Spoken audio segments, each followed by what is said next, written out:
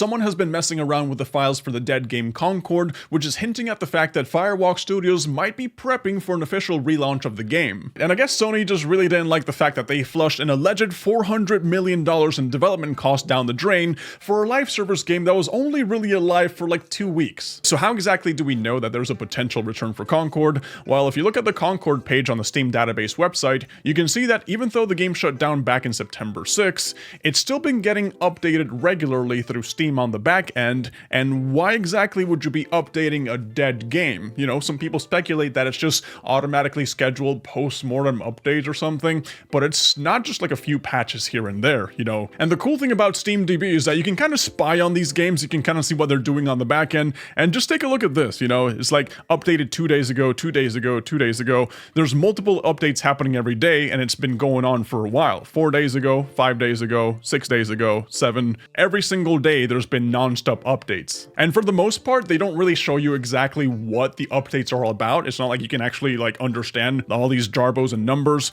but there's one small thing that hints at a possible PvE mode, because if you take a look at this one, it says change list number whatever from 10 days ago, PvE mode. So it looks like they're planning on re-releasing Concord, but with more content added than before. Now, there's a million reasons why Concord initially failed. A lot of people on Twitter X were saying that, oh, the character designs were just too ugly, the marketing team just failed to find the target audience, and the gameplay was just too bland and unoriginal. And while I do agree that a lot of those reasons played a part in Concord's failure, like there wasn't just like one singular reason why the game failed, well, I think the biggest one in my opinion is that they tried to sell you a live service multiplayer hero shooter in 2024 for a $40 price tag, like if it would just happen to be Overwatch 2016 all over again. When the reality of the situation here is that when it comes to games of this genre in specific, free-to-play model is the way to go, because it keeps online multiplayers alive, because nobody's gonna play a $40 game that has no players. Like, they must have really been $400 million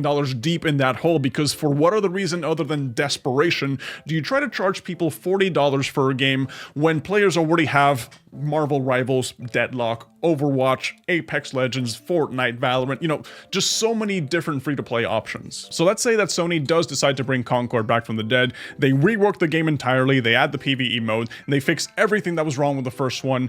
Is it still enough to be able to compete with the market that we have today? Because people already had a terrible first impression about Concord when it first released, and first impressions are really hard to erase from people's minds. So it's really just a big gamble that Sony's trying to play here to see if they can actually do something with their dead IP. And you know, if it's a dead IP, by all means go for it. You know, it's already dead. So that's why I think a lot of people are now believing that Sony's planning to reintroduce Concord, but this time adopting the free-to-play model to kind of just fix some mistakes from the past. And you know, at this point, what else do they have to lose? They've already lost everything. And I mean, who knows? Maybe they can finally attract a community that's more than just 700 concurrent players. But Sony must be really salty about the fact that they tried to push a bad game into the market that was in development for 8 whole years, thinking people would just mindlessly consume their slop, but it ended up being one of the biggest flops in gaming history. The real sad part about it too is that all the developers are talking about the game on release as if they just launched the biggest title to ever hit the gaming market ever since Elden Ring. Like, everyone was talking about how amazing the game was and how the game journals were just absolutely loving and praising the game. It's like you weren't really allowed to badmouth Concord without getting labeled as a hater, and apparently that also included the people working at the studio itself, because allegedly it looks like the Concord was reportedly suffering from toxic positivity during the game's development. It says here, I spoke extensively with someone who worked on Concord, and it's so much worse than you think. It was internally referred to as the future of PlayStation, with Star Wars-like potential and a dev culture of toxic positivity that halted any negative feedback, making it cost $400 million.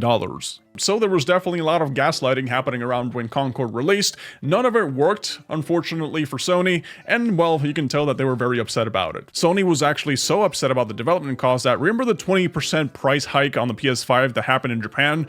People are speculating that that was because of Concord, and they started calling it the Concord tax. Because if that's true, then that would make total sense, because they're just trying to make up some of that money that they flushed down the toilet. And you know what? To Concord's defense, if it had released in 2010, when all we had for hero shooters was just literally literally just Team Fortress 2, then I would say that Concord could have definitely popped off. But the fact that the game was just stuck in development hell for 8 whole years, and it looks like they didn't really try to modernize and keep up with the current meta of games being released today, well, the game feels and plays worse than 2016 Overwatch. Because we already know about the bland gameplay that Concord had, right? All the characters were moving too slow, none of the abilities seemed to have any synergy with like all the other heroes, and overall it just didn't feel like a team-based hero shooter. It kind of just felt like everyone was just running and gunning. But when we talk about character designs, which is one of the main reasons people were hating on Concord, you know, one of the biggest complaints that people had, it's not that every single character was ugly and I just need to have Ultimate Freyna from First Descendant in the character select screen for me to be interested in playing the game. It's just the fact that I look at this bro here, I look at Daw, and I have no way of knowing this is supposed to be a healer. Like, nothing about this character design says, I'm a healer, guys, I'm here to help. It's just literally some dude in a trench coat. Like, based off first impressions, I would assume this is a slow-moving tank, maybe. And then there's also Baz, for example, which is supposed to be a quick, highly mobile flanker, kind of like Tracer from Overwatch, that goes in, does damage, and gets out, right? But the fact that this character is designed with like the big shoulders from World of Warcraft and the knee pads, the basketball shoes as well, you know, nothing about this character tells me this is supposed to be a hyper-agile character. And then, of course, we have Amari, which is just plain bad character design. Looks like someone just took a turtle and just put a human's face on the turtle. I don't know, man. You know what? This is just me spitballing here. Bring back Concord, make it free to play, and add a couple of characters that actually do end up looking like Ultimate Freyna, just to see what happens, you know, because at this point, what do you have to lose?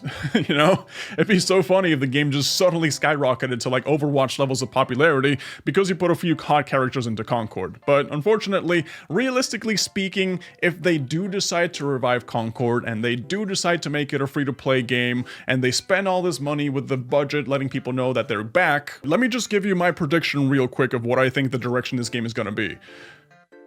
We're gonna get Morbius again. It's gonna have a spike in player base because we're speculating that it's gonna be a free-to-play game, obviously, but unless they fix the core issues that are wrong with the game, you know, everything that originally turned off so many players from even trying it, I don't think it's gonna go anywhere. I think it's just gonna die all over again. Like, the original $40 price tag that the game had didn't even let it properly compete in the market against the other free-to-play games.